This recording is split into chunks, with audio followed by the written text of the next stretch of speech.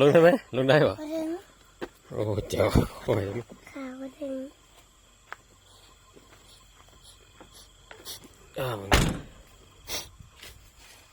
ไปแล้วพี่มาเลยได้บ่คอยได้พี่เจ้าขึ้นมาพี่จะได้พี่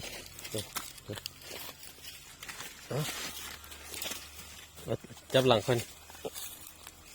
เดี๋ยวเอาลง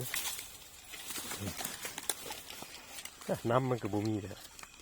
บุมีน้ำเลยคอยนะครับได้บ่มาได้บ่เดี๋ยวเบิกกระสีให้นะครับง่ายไปแบบมันตะกาไปเดี๋ยวพี่เอามาจังไกลเดี๋ยวไปก่อนใครชิ้นเยอะให้ไปคอยได้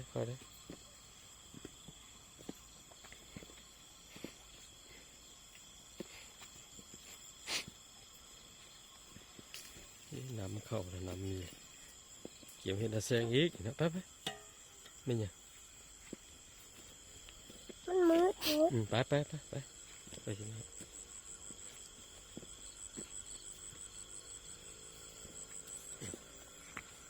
ไปเนี่ยไป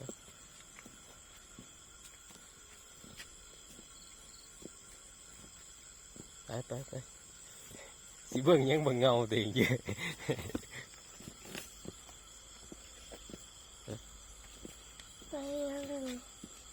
เอาก็ไปพูดเลย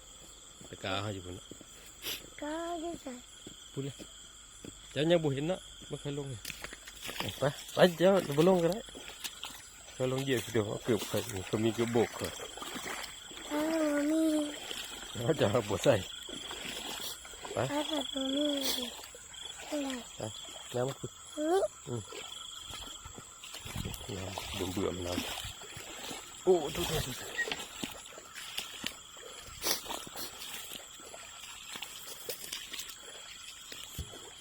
โอ้งูไอ้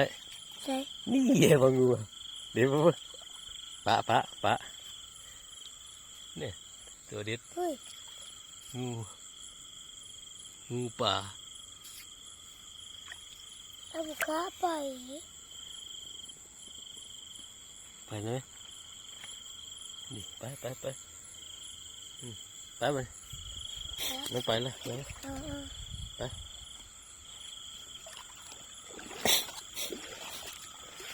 ขึ้นมีงูเนาะนี่ไงงูมันออกหากินอาหารของคนบ่ไผ่สิกินงูป่าเนี่ยงูน้อยมันบุกกินงูใหญ่พวกงูใหญ่กับบุกกี้โอ้ลมงูยังมันกินกัดงูมีพิษมันกัดอะไรระวังงูมีพิษเด็กกัดยังตองมันคือบุกกัดจ้ะบ่อันนี้งูป่าธรรมดางูป่ามันคือเอี่ยนบ่แล้วมันมีแค่เอี่ยนบนมีแค่เอี่ยนมันมีปากละ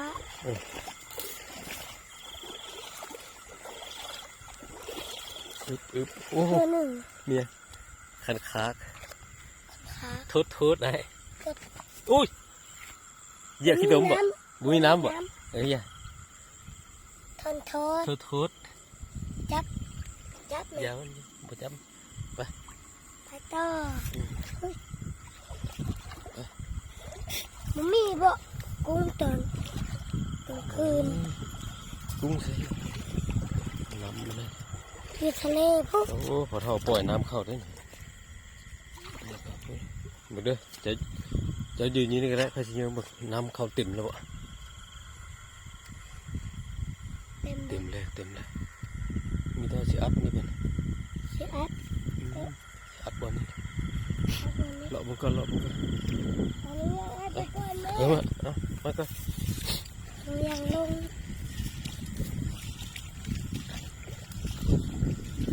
บ่มีพิษนะมันคือบ่กัดซะ งูป่ามันงูบนพิษ แค่วแหลมบ่ แหลมและแข็งกัน ยาวซำใด ไม่มีจะบ่มีเลยน้ำเดือนเขานะ เดี๋ยวนี้สิก้าวอยู่จ้ะ ตัวนี้แหละกาตะกาเนี่ย ตัวนี้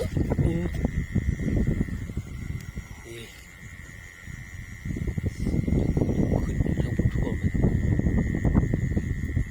นกระวานวานนี่ ยินเสียงอยู่ เสียงกันนะเสียงจักจัน จ้ะครับบ่ ไปกลับเลย ครับ ให้กลับไปอัดน้ำไปอัดบนน้ำเข้า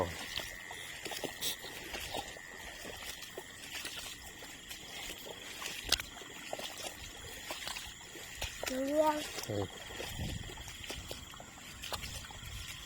คันที่งูกัดเลยแสบบ่ เจ็บเลย ก็เลยเชือกมัดเด้ เขาน่าจะซื้อมันให้เคยมันกัดเลยเอาเสือกมัดมันเกิดสันเขาก็บ่ใช้ยาเลยยาเขาก็บ่ได้ขายเลยนะกันว่างูกัดแล้วเสือกมัดซื่อๆหรือเศร้า อยู่ป่าดงเด้ อยู่ป่าดงสิมันแก งูกัดเลยเป็นหยัง โอ้ระวังเลยเอากันระวังบ่ให้มันกัดเลยเนาะ งูมีพิษ อยู่นี่ท่าเด้อไปสวนนี่เด้อ ไม่ใช่ จะอยู่นี่ท่าไปสวนดิน มันบ่มันห้อง อยู่นะท่าเด้อเดี๋ยวไปสวนดินนี่อึ๊บ ย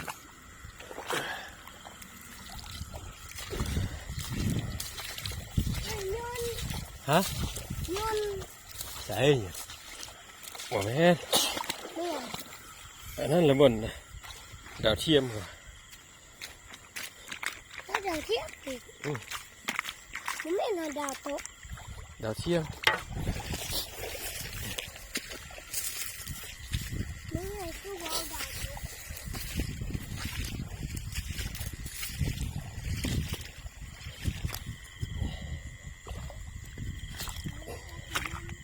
บอกไปมันเปื้อนเปียกทีเนาะค่อยไปใส่กระบอกเลยมันจังไอ้เด้อเอาบ่ใส่กระบอกบ่ได้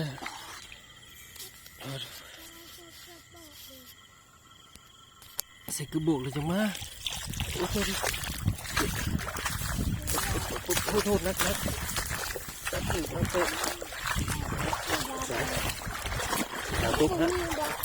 ต๊ะเลยบ้านเรา พูดบัดยาวมาแล้วพูดได้อย่าเพิ่งดาวตกกลางคืนมันก็ตกเลยไปแล้วบัดไอ้เมื่อ โรงเรียน ไปมือก็เอาเนี่ยเดี๋ยว ไอ้โรงเรียนอยู่ลุ่มสิ เขายืมกันแล้วสิปล่อยลงให้เขาตะไคร้กัน ตัวนี้ ปล่อยอย่างนี้นะ นาตะไคร้ หน้าเท้านี่แหละตัวนี้เดี๋ยวปล่อยน้ำลงแถว เอาน้ำลายบ่ เอาแถวมันพอดิพอปล่อยลงปุ๊บนี่ไป เพื่อให้สิไปเมื่อไหร่ ข้ามเลยได้บ่ นะ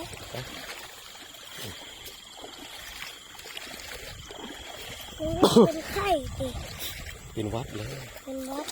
ไม่ได้ไปการ ไปที่อื่นก็ไป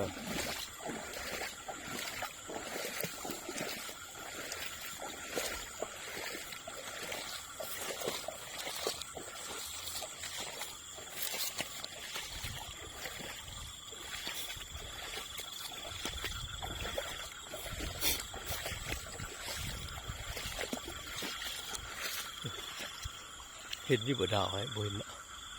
ดาวตกโมเห็นเขาเชื่อแล้วนี่เหมือนมีดาวตกเรื่องบ้านอย่างมีดาวตก บ้านยังอยู่บ้านเขาอยู่แถวเฮานี่ก็มีนะดาวตัว เขาบ่เห็นมี เอาเจ้านอนหลับเนาะ ไปนอนรับ ขันนั่งเบิ่งมันก็เห็นเลยตกปรากฏการณ์ดาวตกสิ ไม่เท่าเลยตื่นก่อนเด็กเลยไม่เท่าจึงได้เห็นนะ นี่ไงบึกป่ามีไว้บึกป่าเนี่ย มันมี